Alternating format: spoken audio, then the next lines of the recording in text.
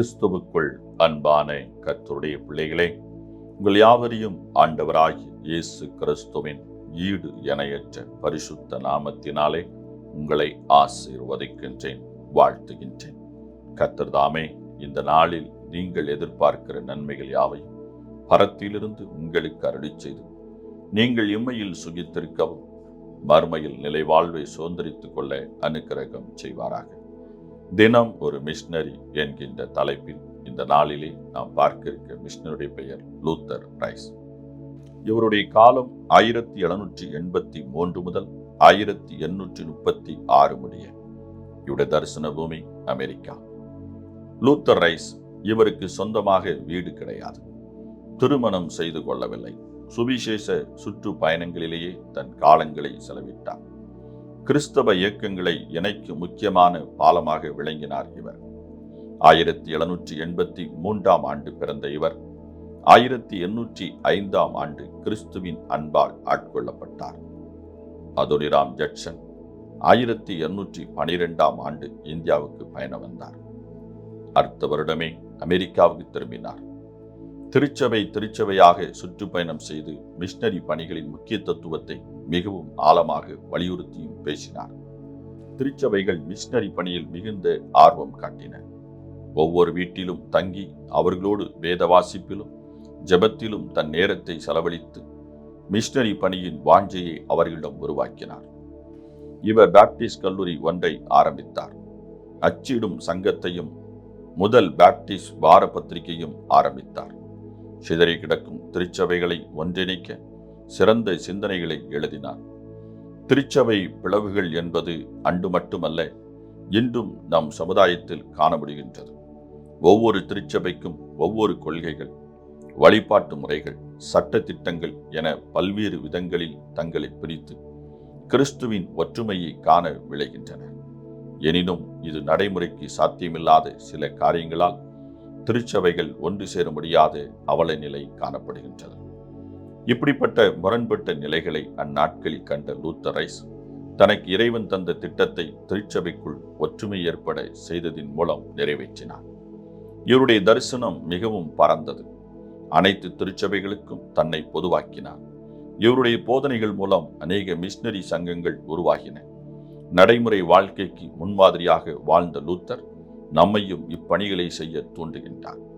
பிரியமானவர்களே, திருச்சபைகளுக்குள் ஒற்றுமை ஏற்பட செய்யும் தீவிரம் உங்களிடம் உண்டா? மனிதன் தனக்கு மேல் பூச்சி பூசிக்கொள்கிறான், ஆனால் அவனுடைய இருதயத்தை வெண்மையாக்க தேவனாலே மாத்திரமே கூடும். பிரியமானவர்களே, ஒற்றுமை வேண்டும். இந்த லூத்தர் ரைஸ் திருச்சபைகளை எல்லாம் ஒன்றிணைக்கும் முயற்சியில் தன் வாழ்நாள் முழுவதும் ஈடுபட்டு அதில் வெற்றியையும் பெற்றிருக்கின்றார். ஆம், காலம் காலமாக கிறிஸ்துவின் அன்பை அறிவிப்பதிலே பல பிளவுகள், பிரிவுகள், கோட்பாடுகள், சடங்காச்சாரங்கள், சட்ட திட்டங்கள் என்று சபைகள் பிரிந்து கிடக்கின்றது. இது கிறிஸ்துவுக்கு உகந்ததா என்று கேட்டால் நிச்சயமாக கிடையவே கிடையாது. தனக்குத்தானே பிரிந்திருக்கிற எந்த ஒரு ராஜ்யமானாலும் அது விழுந்து போகும். ஆம், கிறிஸ்துவை அறிவிப்பதிலே நாம் பிளவுபட்டு காணப்படுவோம் என்றால் நாம் லெக்கை அடைவது சாத்தியமில்லாத காரியம் ஒன்று. பிரிவினை என்பது மாம்சத்தின் கிரியை. பிளவை ஏற்படுத்த கர்த்தர் ஒருபோதும் அனுமதிப்பதே இல்லை.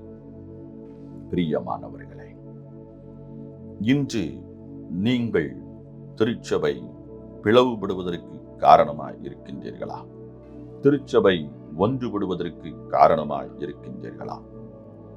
ஒற்றுமை என்ற வார்த்தை கசப்பு மருந்தாக திருச்சபைக்கு மாறிவிட்டது. ஒற்றுமை என்ற வார்த்தை குடும்பத்திற்கு விஷமாக மாறிவிட்டது.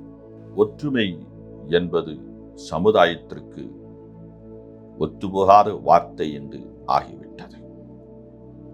பிரியமானவர்களே, ஒற்றுமைதான் கிறிஸ்துவின் செந்தை. ஆம், விட்டு கொடுத்தால் வாழ்க்கையில் வெற்றி பெற்று விடலாம், ஒற்றுமையாக வாழ்ந்து விடலாம். இன்று நமது திருச்சபைகளின் ஒற்றுமையை சிதைப்பது எது? ஆணவம், வைராக்கியம், பெருமை, நான் என்கின்ற எண்ணம். தன்னை உயர்த்தி காட்டுவதற்கு, பிரபலப்படுத்தி காட்டுவதற்கான முயற்சிகள் தான் சபைகளை பிளவுபடுத்தியிருக்கிறது. பிரியமானவர்களை, தாழ்மை உள்ளவர்களாக, கிறிஸ்துவின் அன்பை வெளிப்படுத்துகிறவர்களாக வாழ அழைக்கப்பட்டிருக்கிறோம். பெருமை உள்ளவர்களுக்கு கர்த்தர் எதிர்த்து நிற்கின்றார். தாழ்மை உள்ளவர்களுக்கோ கர்த்தர் கிருபை அளிக்கின்றார். ஒற்றுமையை நிலைநாட்டுவோம். முதலாவது நம் குடும்பத்தில் ஒற்றுமையை நிலைநாட்டுவோம்.